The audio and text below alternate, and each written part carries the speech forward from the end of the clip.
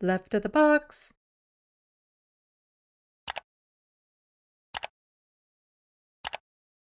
It's just so frustrating that people who had prominent platforms can make these turns and the platforms still, give them the credibility that they need to spew these things. And then other Yeah. people think they're credible because, oh, well, he's a journalist of some sort. He's an independent journalist.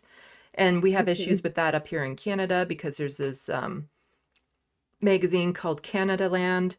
And turns out the main editor for that is a huge Zionist and stuff. Oh God. So those former networks give them credibility. Even if they're no longer working at the network, they can say, look at my resume. And it's just so frustrating because it doesn't work the same way. I can't say, look at my resume. I used to be on TYT, and people be like, oh, that's so nice. But basically, that was kind of my segue into this. Apparently, Cenk is slurping down the ball juice of Elon Musk. That is exactly what's going on here. Cenk, I asked Elon Musk to put me in charge of cutting the Pentagon, and he said, what are your suggestions? I run the largest left wing network online, and a Democratic leader has never asked me that question because it's all about you.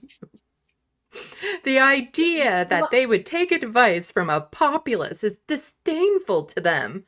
Now, which I side mean, seems more open and inclusive? Which side seems more welcoming? Which side tries really hard to drive you away if you disagree even a little with the orthodoxy? Which side is asking for suggestions and which one is demanding compliance and obedience?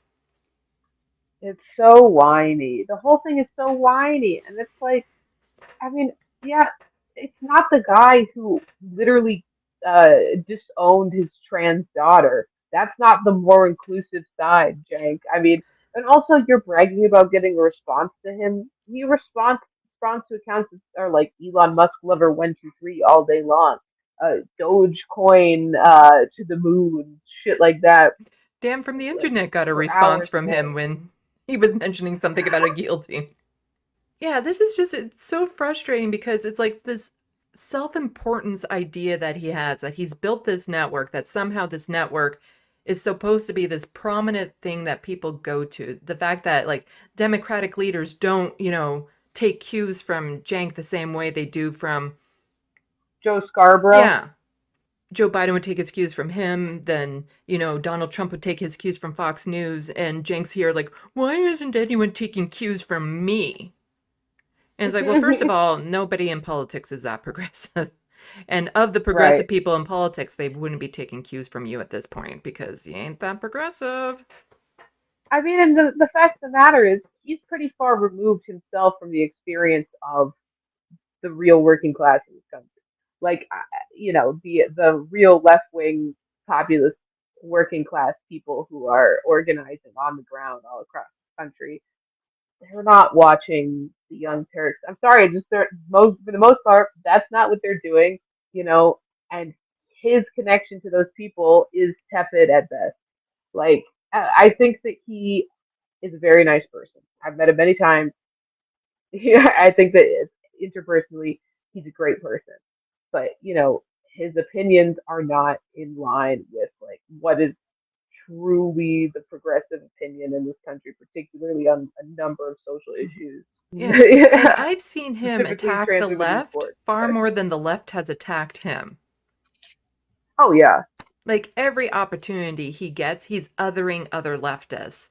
And he's trying to make leftists seem like the bad people and just constantly like that. But then the instant somebody on the left pushes back, it's like, oh, nope, they won't agree with me because this 1% difference and stuff of that sort. And it's like, no, like for some of these issues, you're just wrong on. There's not the progressive views because here's the thing. You cannot be a capitalist and a progressive. You can be a right. capitalist with some progressive views, but you can't be a progressive and think any part of capitalism is like, oh yeah, sure, I'm fine with that. They're not really compatible that way. No, absolutely not. And I mean, it's embarrassing having worked. I mean, listen again. I think that he's a very nice guy. He reached out to me after my dad died. He's super supportive. Like he's been nothing but nice to me. I want to say that. Um, but the fact of the matter is, it's embarrassing having seen the sheer amount of right wing uh, media that only exists to make fun of the Young Turks. I mean, how these YouTubers that while I was working there, I saw time and time and time again, their entire channel is just them making fun of the Young Turks, attacking the Young Turks, attacking progressive ideals, attacking left wing news media, and no focus on that whatsoever. But the one a couple few times someone on the left pushes back against you, then it's we're all purists, you Hmm. know, we're not allowed to disagree with each other apparently, blah blah blah. But the right wing seems to be more accepting than the left wing, and I'm like, there's an entire media sphere that exists just to make fun of you, just to make fun of this network. Yeah, So why are we bringing so much smoke to people that agree with us yeah. on everything else instead of just trying to hear them out and understand the difference of opinion there? I just wanted to point out Emma's quote tweet to this to Jank saying, "Why does your assessment of politics change based on who pays attention to you, specifically a billionaire?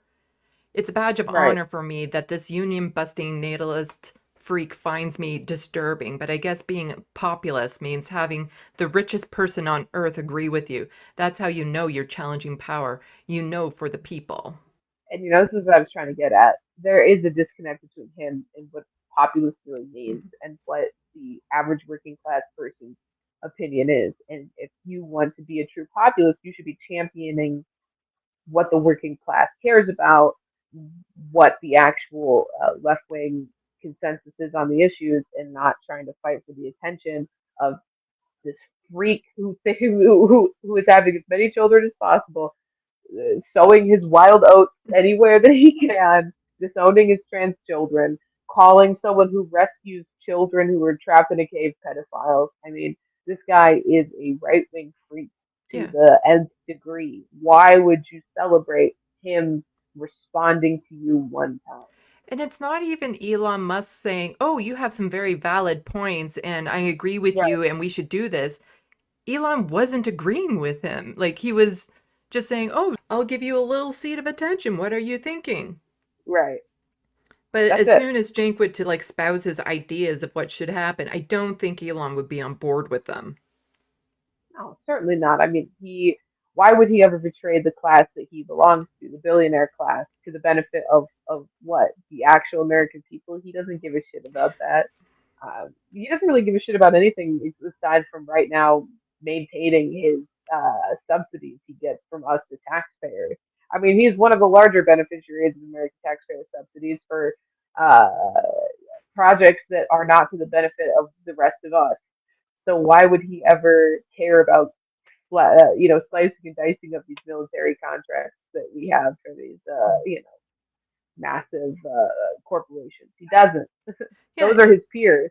but it's just like I get this weird sense that he just seems overwhelmingly offended that nobody in the political system has taken notice of him.